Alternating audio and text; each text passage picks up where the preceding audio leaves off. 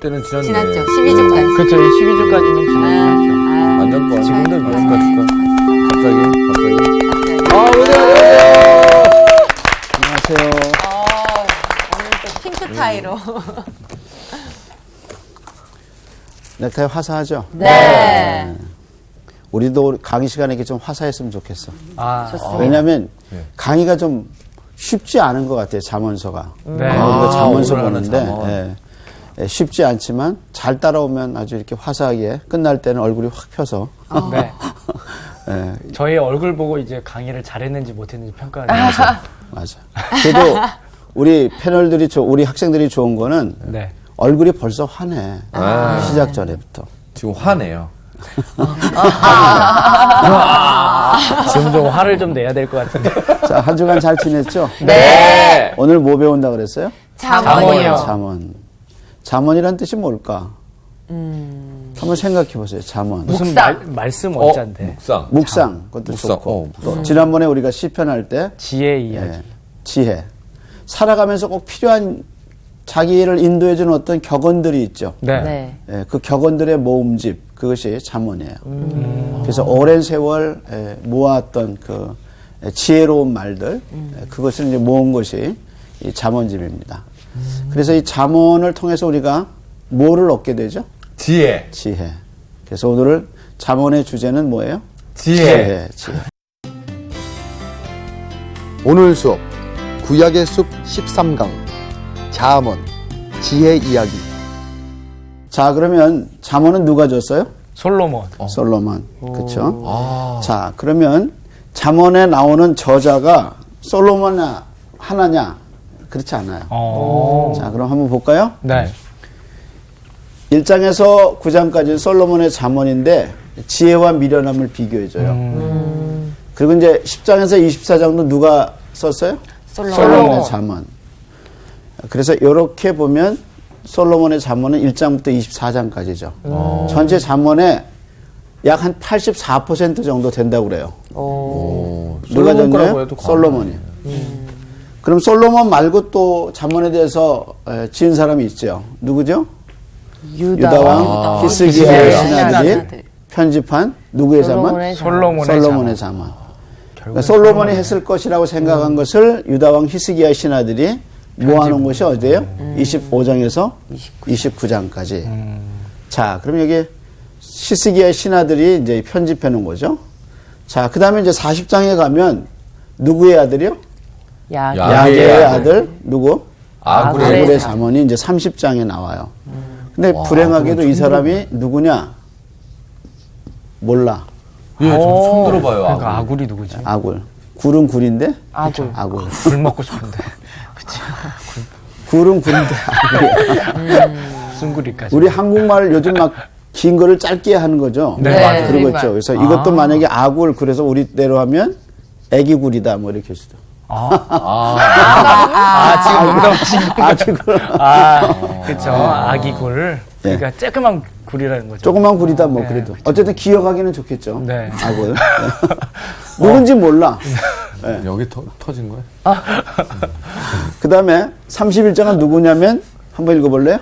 르무엘 왕의 어머니가 준 어머니가 교훈. 교훈. 그래서 이 르무엘이 누구냐?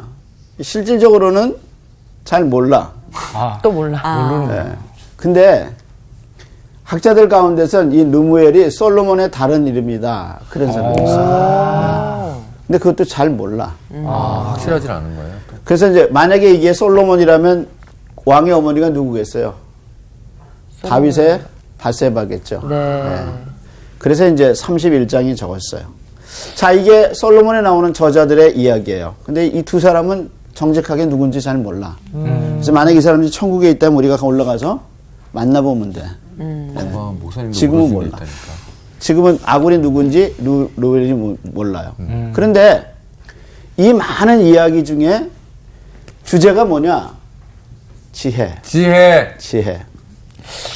진짜 있나 본데. 그래서 아이 딸람은 뭐를 많이 줬죠? 이름을? 지혜. 그래서 그런 거. 그쵸. 그래서 너무 많아서 거꾸로 해. 뭐야? 해지. 해지. 해지는 못 진짜 들어봤는데. 해지. 막 나는 되게 해지도 억지다. 봤어요. 그래요? 해지도 봤어요. 지혜 저는 안 거꾸로. 사귀어봤어요. 지혜만 사귀었구나. 지혜라는. 그래서 이름이. 지혜라는 이름이 굉장히 좋은 이름. 이 소피아라는 말이 이 지혜라는 말이에요. 아, 소피아가 지혜예요? 소피아가 지혜. 미국 이름 소피아 많잖아요. 네, 소피아 그러니까. 많죠. 지혜구나. 소피아라는 우리 지혜도 말이 많네. 이제 헬라 말인데 그것이 이제 여기 지혜라는 뜻이에요. 소피아. 저도 소피아를 알고 있습니다. 누군지는 묻지 마시고 네. 알고 있습니다. 어쨌든 지혜. 자, 그런데 잠언에 나오는 이 많은 지혜들 얘기가 있어요. 특별히 잠언에 여러 가지 이야기 나오는데 그 중에 우리 한국 부모들이 좋아하는 자녀 교육의 방법이 나와요. 그래서 잠언이 어떤 면에서 인기가 있을 수 있어요. 그래서 제가 3개만 적어놨습니다. 자, 그러면 우리 첫 아이를 기다리고 있는 네. 우리 강준 형제가 이거. 잠언 13장 24절. 매를 아끼는 자는 그 자식을 미워함이라. 아, 어떻게 매를 대겠어요? 아이고, 이거 벌써부터 그죠? 매를 대야 되나요? 아끼는 자는 안 된다. 근데 귀엽다고 오냐오냐 그러면 어떻게 돼요? 그 귀여워, 남반. 그죠? 자식을 미워함. 미워함이라. 그 잘못할 때는 징계해야 된다 이거죠. 그죠. 저는 엄청 이뻐해요. 엄청 네, 이뻐요. 저걸로 자, 보면. 네. 그럼 그 밑에 거 한번 추천 형제가. 잠언 22장 15절. 아이의 마음에는 미련한 것이 얽혔으나. 아이들 가슴이라고 다 순수해요? 아니죠. 아이들도 복잡함이 많아요. 네. 그리고 아이들이 정말 초등학교 몇 학년, 3학년, 4학년만 돼도 삶에 대해서 많이 힘들어더라고요. 진짜요? 네. 벌써 사춘기가 오는 게 그때 아니에요? 요즘 사춘기가 폭탄이 중학교 1학년이 아니라 그러잖아요. 아니요. 뭐라 진짜요? 그래요? 요즘 초등학교 4학년이 4학년. 폭탄이에요. 걔들 얘기 들어보면 힘들어요. 제가 가끔 이제 주일학교 아이들 지나가면 요즘 사는 거 좀 어떠냐? 이렇게 초등학생들한테. 맞아. 초등학교 애들한테 요즘 사는 게 없다냐? 엄마 아빠 힘들게 하면 전화해라. 그럴 수 있겠다. 그럴 수 있죠. 요즘 학원 다니는 게 애들이 얼마나 힘들어. 맞아요. 그렇죠. 학원도 한두 개 다니는 게 아니니까. 저 어렸을 때는 정말 재밌게 놀았어요, 동네에서. 지금 동네도 없어졌지만 놀이터에서 애들이 없어요. 그렇잖아요. 그래서 어떤 엄마가 나는 정말 아이 낳으면 학원 안 보내겠다. 네. 정말 학교 교육에 충실해서 안 보내겠다는데 결국엔 뜻을 접었어요. 왜 접었는지 아세요? 왜요? 놀이터에 아무도 없어. 놀 사람이 없어서. 그러니까 예전에 제 어렸을 때에도 네.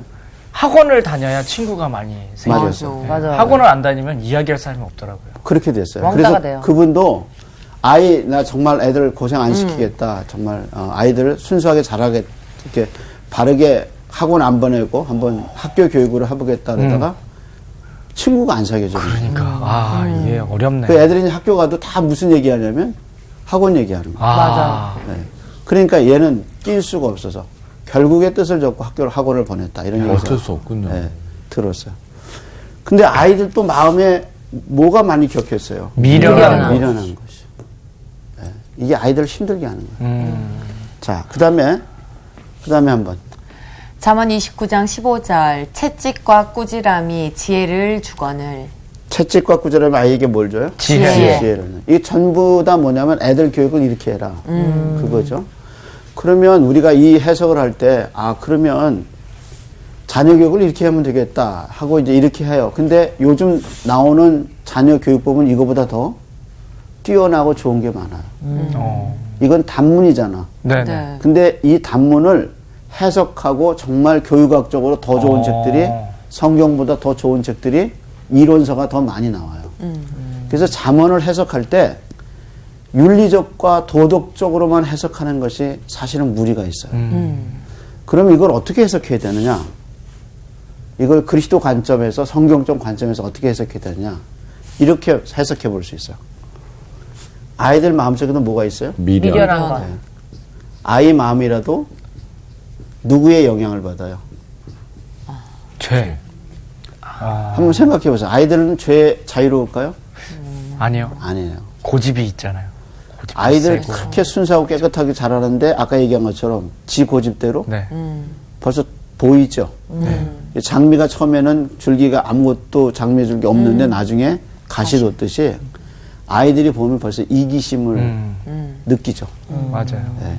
그래서 아이들 마음속에도 뭐의 영향력이 있어요? 죄. 죄의 영향. 그러니까 이런 관점에서 보면 아이들도 죄의 영향력 아래 있어요. 그래서 잠언을 읽으면서 윤리적으로, 도덕적으로, 교육적으로만 볼 게 아니라 아이들에게 이렇게 죄성과 이런 문제가 있다는 걸 누가 알아줘야, 누가 알고 있어야 돼요? 부모. 부모가 알아야 되는 거죠. 부모가 알아야 돼. 그래서 부모가 아이들 키우다 보면 자기에게 닮고 싶지 않은 것을 애들이 어때요? 하고 있죠. 하고 있고 닮아가요. 잘 맞아. 어느 날 보면 자기하고 똑같아.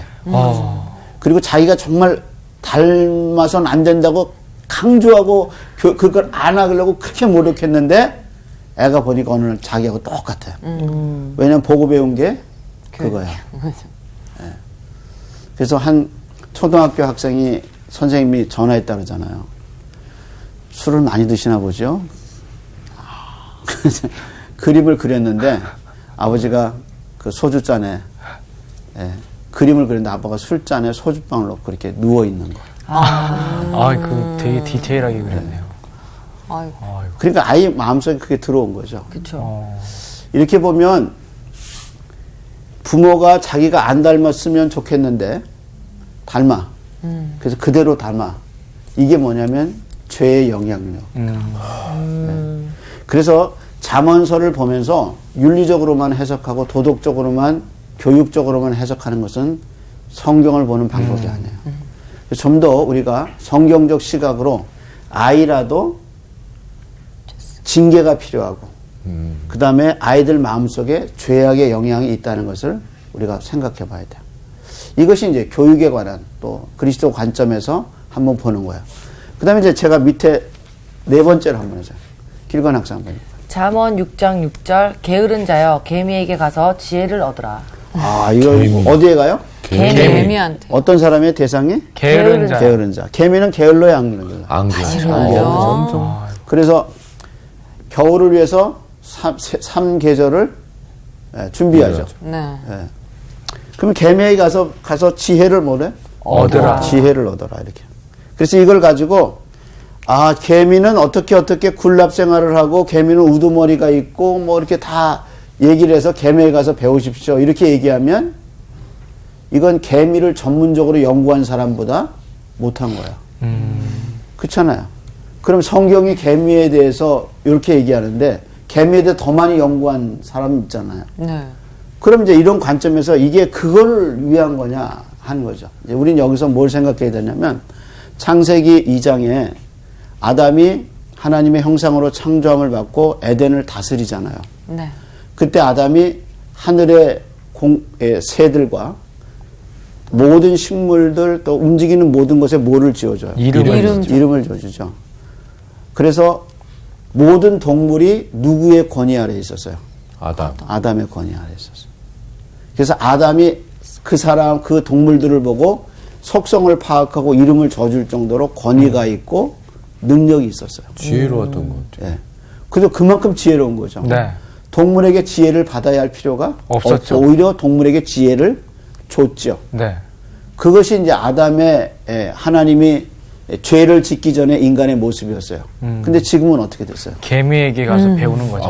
개미에게 가서 배워야 지혜를 해요. 얻으라. 와, 그렇죠. 이게 그리고 어떻게 됐어요? 게으른 자. 게으름도 안 됐어요.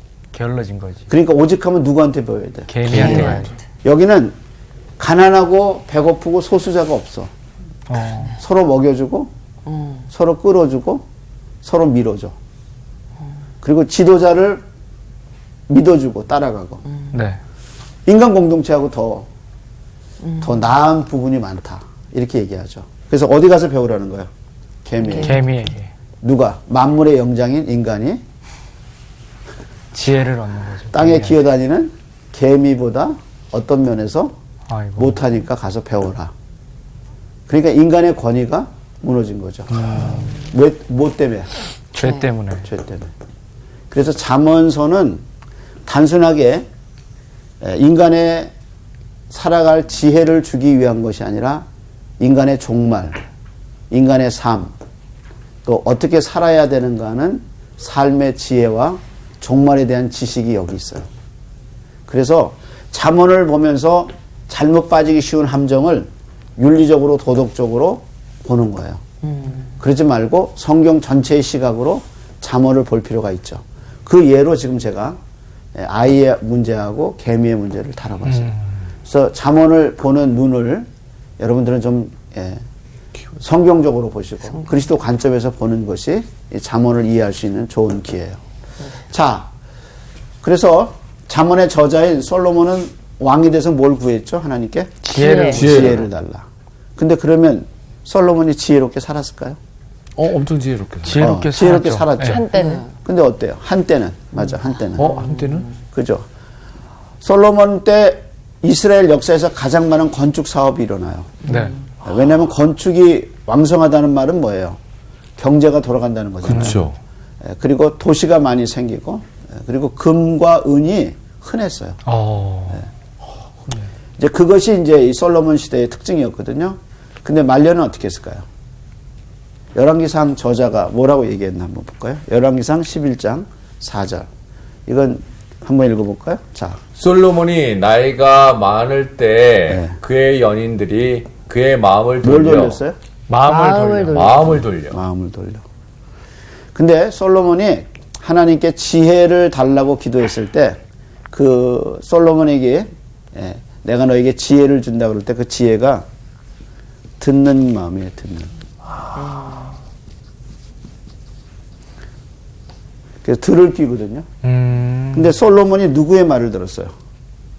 그녀의 여인들. 이 여인들은 여인들의 이방에서 온 왕비들, 후궁들. 여자의 말을. 하나님의 말씀이 아니라 누구의 말을 들어? 여자의 여자의 마음을 들어서 마음을 돌려서 왕의 마음이 그의 아버지 누구의 다윗의 마음과 같이 아니하고. 그래서 오늘 이 잠언서에서 우리가 배우는 것은 마음이에요. 마음. 자, 그러면 성경 한번 볼까요? 네. 잠언서 4장을 한번 보죠. 4장. 몇 절부터 보자면요. 20절부터 한번 보세요. 자, 시작이 무슨 단어로 시작하죠? 내 아들아. 내 아들아. 그래서 어떤 학자는 내 아들이란 말이 잠언서에 굉장히 많이 나와요. 그래서 어떤 학자는 이런 해석을 했어요. 잠언서의 목적이 단순히 개인에게 지혜를 가르쳐주는 책이 아니라 이제 다윗 왕국과 솔로몬 왕국이 번성하면서 뭐가 필요했냐면 관리들이 필요한 거예요. 그러니까 나라가 팽창하고 나라가 부강하면 공무원들이 똑똑해야 되잖아요. 네. 봉사 정신이 많고 또 자기 그 분야의 전문적인 지식이 많아야 되고 그러다 보니까 다윗의 왕국과 솔로몬의 왕국이 팽창하면서 뭐가 필요하게 되냐면 공무원이 관리가 필요한 거예요. 그래서 그 젊은 이들을 모아서 나라를 다스릴 수 있는 지혜를 배양하기 위해서 쓴 책이 뭐냐? 바로 잠언이다. 그렇게 해석해요. 그래서 잠언에 무슨 말이 많이 들어가냐면 내 아들아. 젊은 관리, 젊은 관원들을 키우기 위한 책이 솔로몬의 이 잠언이다라고 얘기하는 학자들이 있어요. 일리가 있는 것 같아요. 그래서 시작할 때 뭐라고 시작해요? 내 아들아. 내 아들아 이렇게 시작하죠. 자, 그 다음에 한번 읽어보시죠. 내 아들아, 내 말에 주의하며 내가 말하는 것에 네 귀를 기울이라. 자. 그것을 네 눈에서 떠나게 하지 말며 네 마음속에 지키라. 자, 마음이 나오기 전에 두 가지 마음으로 들어가는 통로를 얘기했죠. 뭐죠? 네. 귀를 기울이고. 지혜를 얻으려면 뭐가 열려야 돼요? 귀. 그 다음에 눈을 눈을 떠나게 하는. 예. 그러니까 지혜를 얻으려면 눈이 열려야 되고 귀가 열려야 돼요. 그래서 지혜가 들어오면 어디에 간직하죠? 마음. 자, 그 다음에 한번 보세요. 그것은 얻는 자에게 생명이 되며 그의 온 육체의 건강이 됨이니라. 자, 믿는 자에게 뭐예요? 생명. 예, 얻는 자에게 생명이 되고 육체 건강. 그 다음에 뭐예요? 육체의 건강. 된다. 근데 재밌는 것은 이제 그 다음에 마음 얘기가 나오고 또 거꾸로 돼요. 한번 계속해서 읽어보세요. 모든 지킬 만한 것 중에 더욱 네 마음을 지키라. 생명의 지켜요? 근원이 내 내 마음을 지키라. 생명의 근원이 이에서 남이니라. 자, 여기까지 보면 생명의 근원이 뭐예요? 마음이다. 마음에서 난다. 여러분 잠언서에 마음이라는 말이 한 100번 정도 나와요. 100번. 그래서 지혜의 좌소가 뭐예요?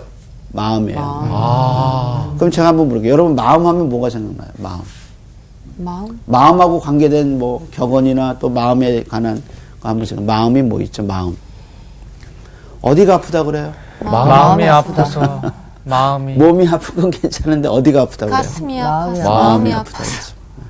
아주 실감 나는 것 같아요. 마음이 아픈. 마음이 아파. 또 왜 가곡 중에 있죠. 내 마음은 호수요 이렇게 얘기하죠.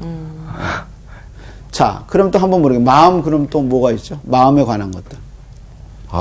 저거는 내 마음이 안 가.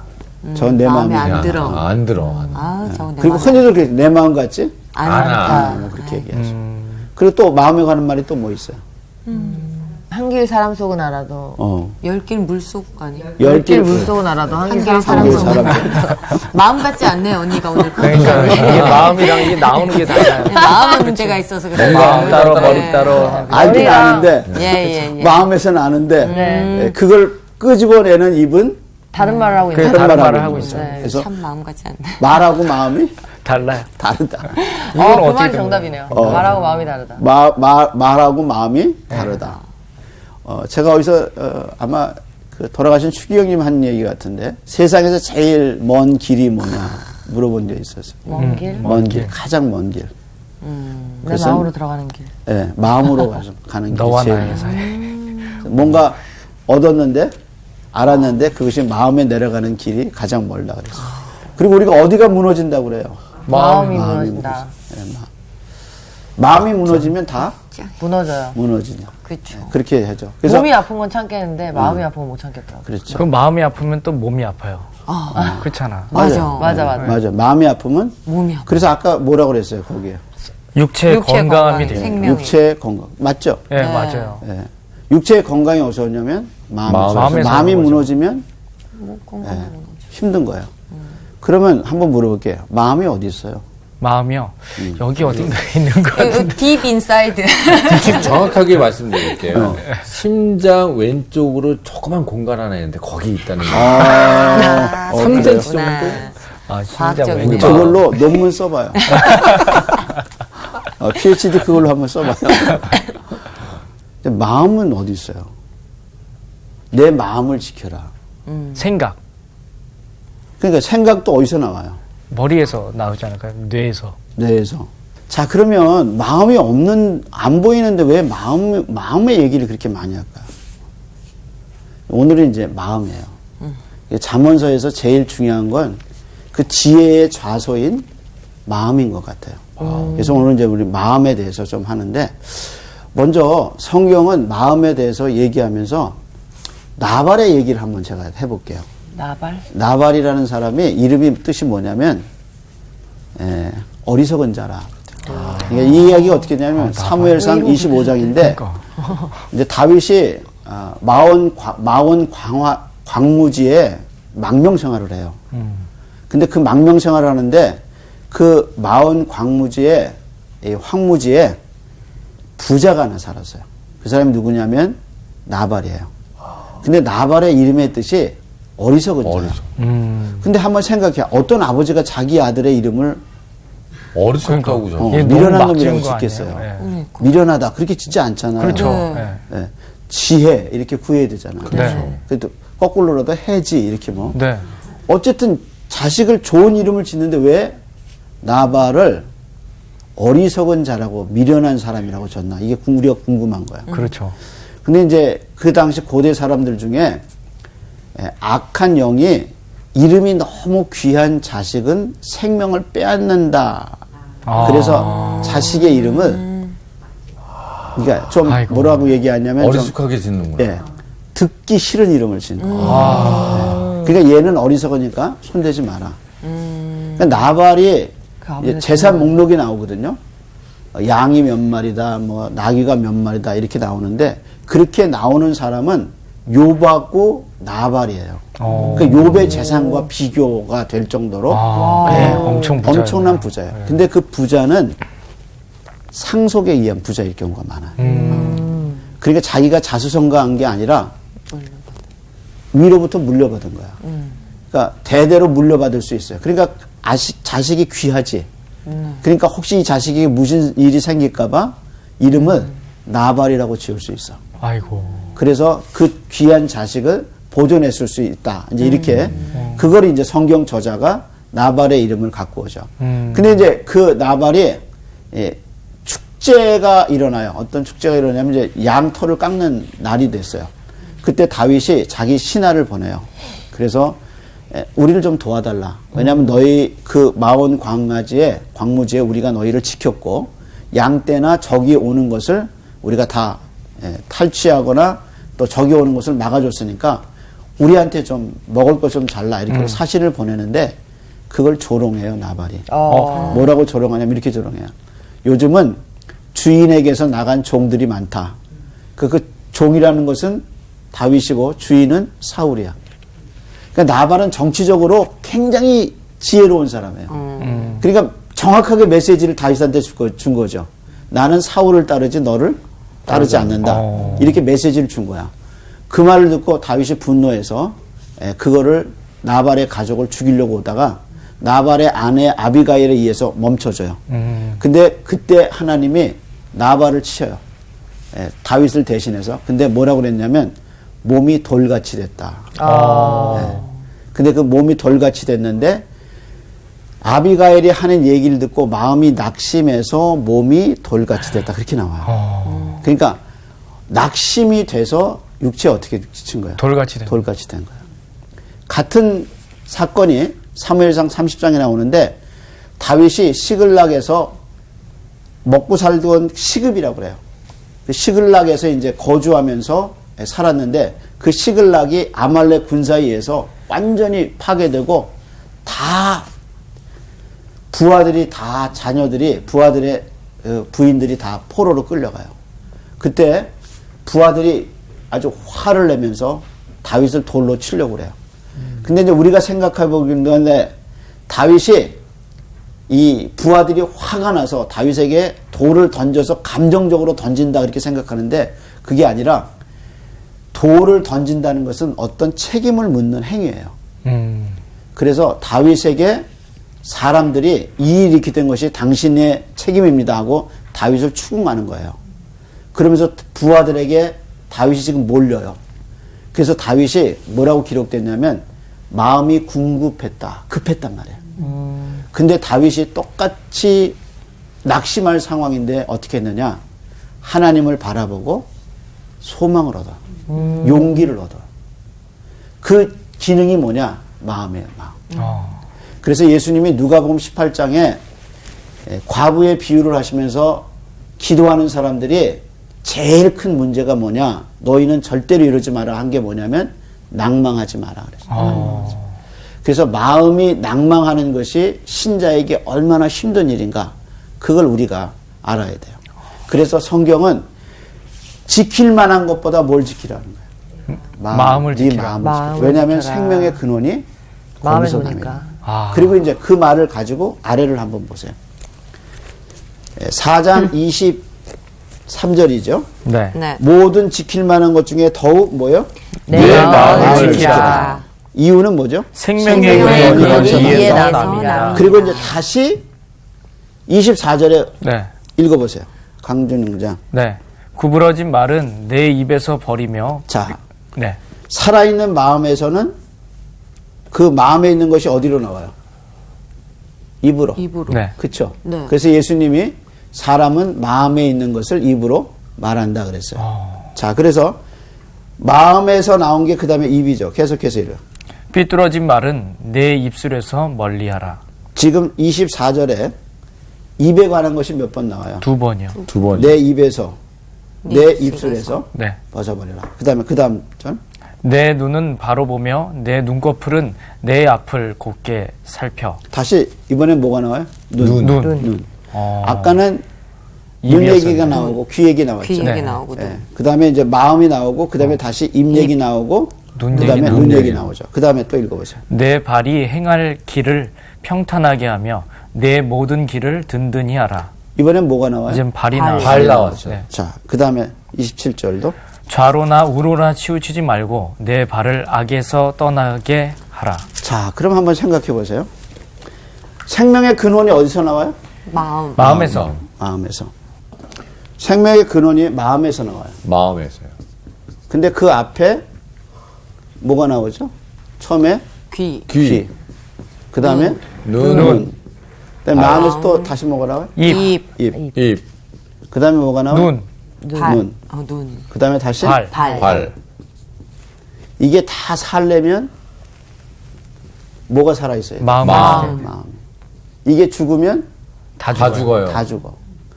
죽은 사람 마음에서 살아있는 말이 나오겠어요?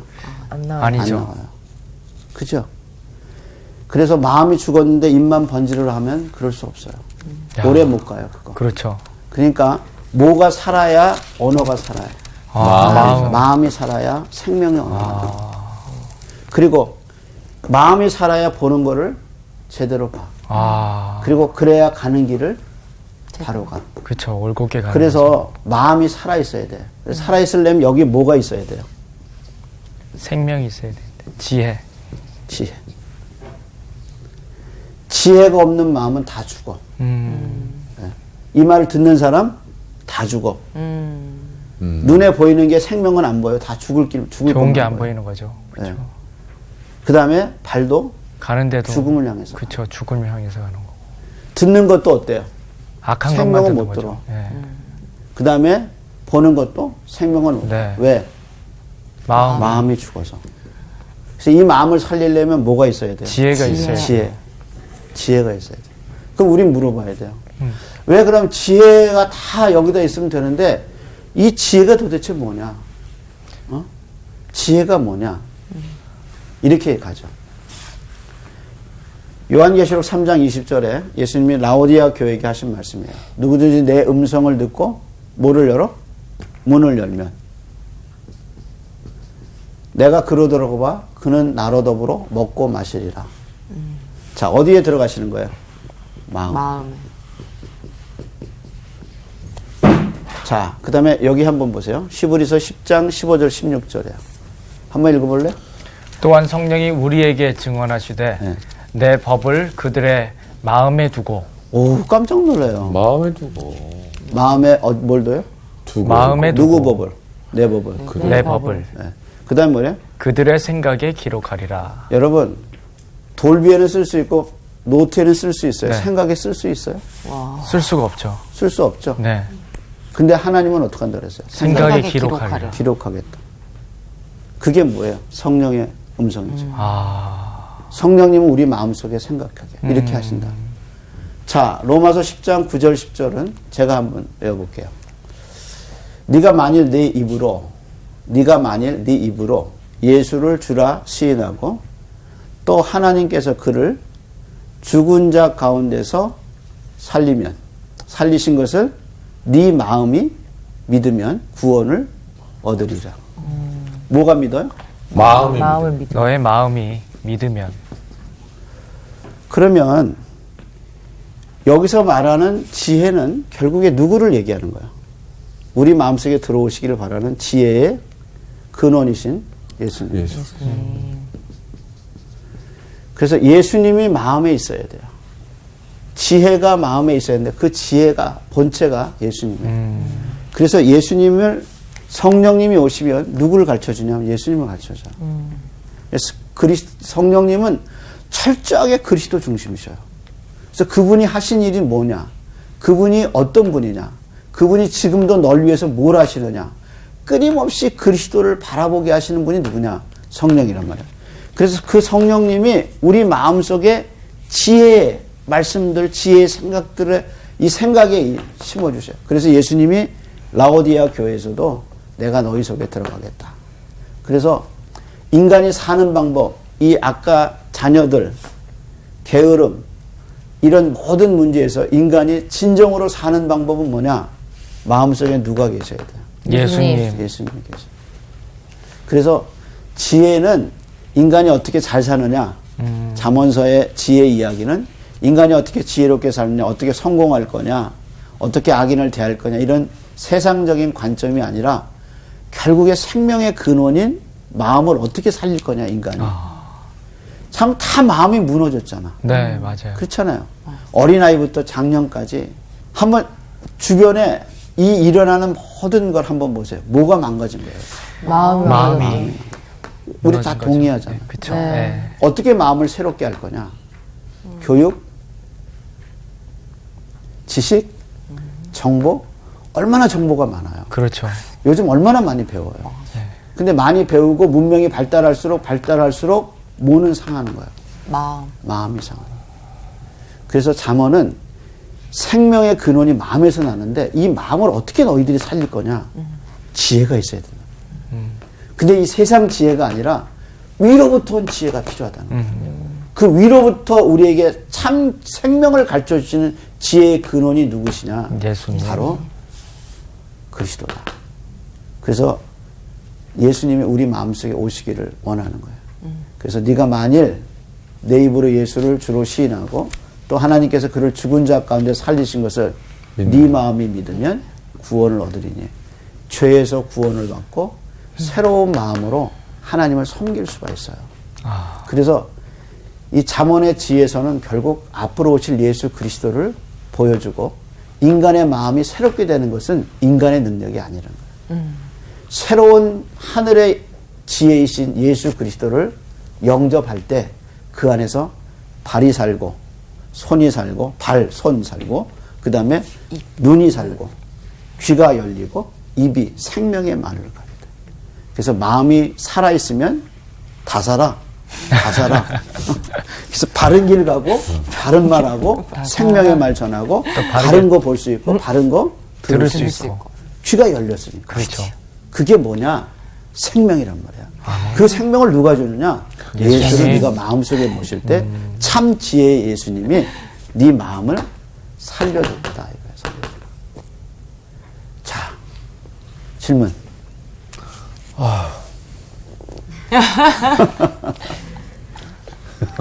무슨 머리는 말씀하시지? 차갑게 무슨 마음은 말씀하시지 알았어. 뜨겁게라는 말이 있잖아요. 네. 그것처럼 살면서 뭐 머리로는 막 차갑게 그냥 계산을 하더라도 마음은 뜨겁게 다가가라는 뜻이잖아요. 그게 머리는 비슷한 차갑게, 마음은 뜨겁게. 뜨겁게.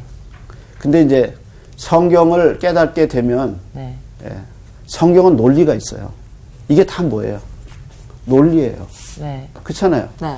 똑같잖아요. 네가 마음이 살아있으면 귀가 열려, 눈도 열려 있고, 입도, 눈도, 발도 살아있는 사람이면 다 움직인단 말이에요. 이게 논리거든요. 네. 그렇잖아요. 그러니까 성경을 지혜롭게 논리로 또 이 성경을 연구하다 보면 가슴이 어떻게 해요? 뜨거워져요. 그러니까 머리 없는 뜨거움은 오래 못 가요. 네. 그러니까 말씀을 냉철하게 하나님 앞에 말씀을 연구하면 그 안에서 뜨거움이 찾아오죠. 근데 문제는 이거 안 써. 그러니까 논리가 없는 열심은 오래 못 가요. 기초가 없는 신앙생활은 오래 못 갑니다. 그래서 성서학당의 베이직이 그래서 필요하죠. 그렇죠. 계속 이거 들어야 다 되는 우리가 거죠. 좀 배우는 거잖아요. 네. 네. 성경을 이렇게 배우면 가슴이 뜨거워지죠. 예수님이 엠마오로 가는 제자들에게 말씀을 풀어줄 때 그들의 가슴이 어떻다 그랬어요? 뜨거워졌죠. 그게 이제 예수님의 말. 자기가 살아있잖아. 그럼 나 만져봐라. 내가 살아있다. 이러면 끝나는 거잖아요. 근데 예수님 어떻게 하셨어요? 왜 그리스도가 고난을 받아야 할지 성경을 가지고 하나씩 풀어주실 때 엠마오의 두 제자의 가슴이 어떻게 했어요? 뜨거워졌다 그랬어요. 그래서 우리가 이렇게 성경을 배우다 보면 가슴이 뜨거워져요. 그래서 오늘 물어봐야 돼요. 추천 형제 마음은 살아있어요? 지금 점점 뜨거워지고 있어요, 지금. 손도 못 댈 정도로 그러니까. 뜨거워지는. 아 뜨거워. 경진 학생 마음은 살아있어요? 내 네. 마음은 살아있나? 그 살아있는 증거는 뭐냐? 발이 내가 어디로 가고 있냐? 성사학당. 내가 뭘 보고 있느냐? 내가 뭘 듣고 기뻐하느냐? 그렇잖아요. 네. 네, 네. 내가 살아있으면 생명의 말씀을 듣고 기뻐하고 내 발이 생명을 향해서 걸어가고 내 손이 생명을 위해서 일하고 있다. 근데 내 마음이 죽어 있으면 듣는 것도 보는 것도 다 죽음밖에 안 보여. 네. 그러니까 결국에 맞네요. 맺는 건 헛된 열매야. 그래서 가장 중요한 것은 네 마음이 살아있느냐. 네 마음엔 과연 지혜가 있느냐? 지혜의 본산이신 예수 그리스도가 너와 교제하느냐? 이게 우리가 잠언서에서 물어봐야 할 질문이죠. 오늘 여기까지. 감사합니다. 오늘 여기까지. 네. 아, 뜨거. 아, 뜨거. 날 사랑하신 성경에 써있네.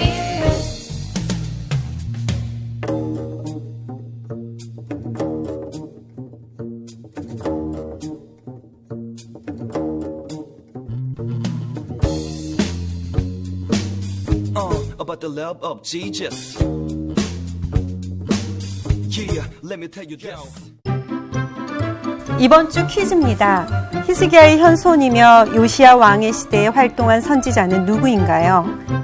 1번 스바냐, 2번 스가랴, 3번 에스라. 정답을 아시는 분은 CBS 성서학당 홈페이지에 정답을 올려주시거나 우편으로 보내주시면 됩니다. 선정되신 분들에게는 하나님의 말씀을 전 세계에 보급하는 대한성서공회에서 성경 통독을 위한 최고의 자습서 성경 2.0, 세상을 바꾸는 복음 매거진 크리스채너티 투데이 1년 정기 구독권, 성경을 쉽고 재미있게 가르쳐주는 성서학당 선생님들의 저서 중 하나를 드립니다.